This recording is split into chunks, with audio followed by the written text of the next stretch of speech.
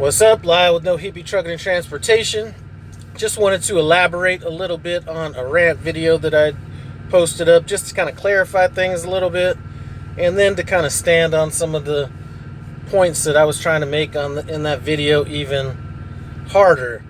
Now, my main point of this video, or that video, was to say that I have never seen a group of people that are more critical of another group of people in the same industry for doing things the way that they want to do it, when in reality, a lot of the people that are making these judgments don't have their own stuff together. And that is extremely frustrating to me when I'm getting criticized by somebody that self-admittedly, and I'm saying it in the single, but it's plural, where I've had multiple people that self-admittedly don't have their stuff together that are criticizing the path that I've been choosing to go. Now, one thing I'm not ever going to do is criticize somebody else's path.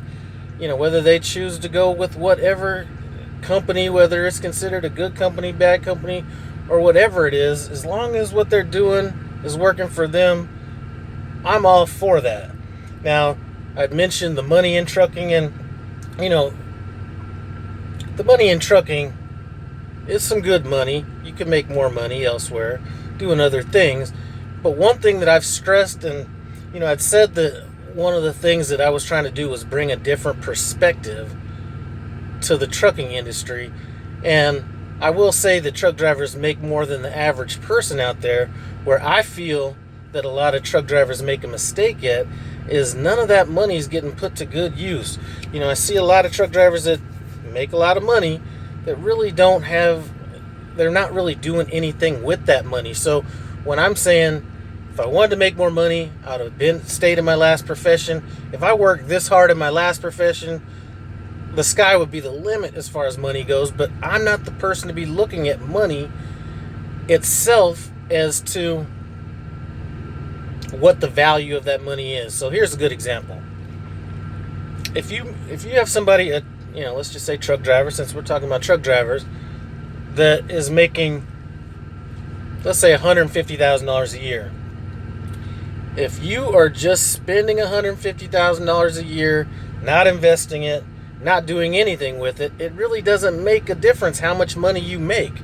So here's a question I would pose to somebody, or you guys that are possibly watching this video. Would you rather have $100,000 in the bank, or have no money in the bank but be able to show like $1 million of income on your taxes? Now, it kind of really doesn't make sense, but the point I'm making is sometimes it's not necessarily the actual money that you have or that you make with what you can do with that money. So if somebody is able to show $1 million of income on their taxes, then they would be able to leverage that to make a whole lot more money than that $100,000 that's in the bank. Trust me, there's a high-ranking government person that was able to make a good living on not having money in the bank, that was able to show it on their taxes, even though we haven't had a chance to see that yet. But that's the point that I'm making, is it's not just about how much money you make, is what you do with it.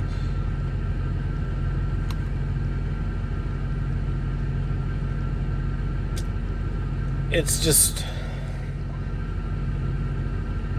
I see a lot of this on Facebook, to elaborate even further on the last video. Just some of the negativity out of nowhere. Now, it could be like, okay, well, if somebody said, I'm thinking about getting a Peterbilt or a Freightliner or whatever that truck is, and then people came in and said, you know what, I chose a Peterbilt for this, or I chose a Freightliner for this, or whatever. But you'll have people that already bought the truck that are asking questions about it. So let's say, for example, I saw a question that was posed about the cruise control on a Peterbilt. Now, rather than having somebody answer the question about the cruise control on the Peterbilt, a lot of the replies that were under this was, you were stupid to buy a Peterbilt, or why did you buy the Peterbilt? All they're going to do is be in the shop all the time. Whatever. Nobody's answering the question. Everybody's trying to throw shade on the fact that this particular person bought a Peterbilt. And,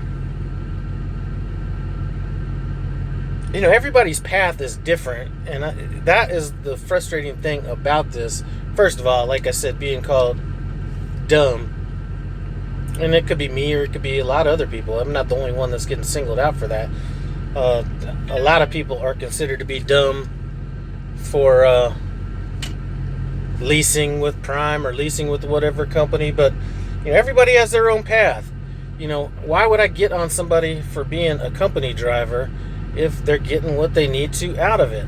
Why would I think somebody is wrong for getting their own authority and doing all that kind of stuff if they're getting what they want out of it? One of the questions that was asked of me, and I'm going to call it a question even though it was stated kind of in a negative way, was, well, if you have all this, why aren't you going to get your own authority, or all this kind of stuff? And if I was getting into this business and I actually was planning on having a longer life cycle in this business, and I wasn't 50 something years old, 51, whatever, forgot if I'm 51, yeah, I'll be 52. So if I was starting off at a younger age, I probably would go that route. But at this point, there comes a point where in your life where you're trying to limit yourself, or you're trying to limit the exposure that you have out there. So getting my own authority, if I was going to do it the way I think it should be done, and you know what, people that have their own authority could do it however they want. I would not feel comfortable going into it without without the mindset of knowing that I could lose up to $100,000 going into that. That's just not a risk that I'm willing to do with my money at this point, because I'm trying to be at the end of my work cycle, not the beginning. So if I lose, however much money a year by not actually having my own authority and all that kind of stuff, then I'm fine doing that and not exposing any of my income and going that route. Now, if you choose to go that route, all power to you. I'm all for seeing people better themselves.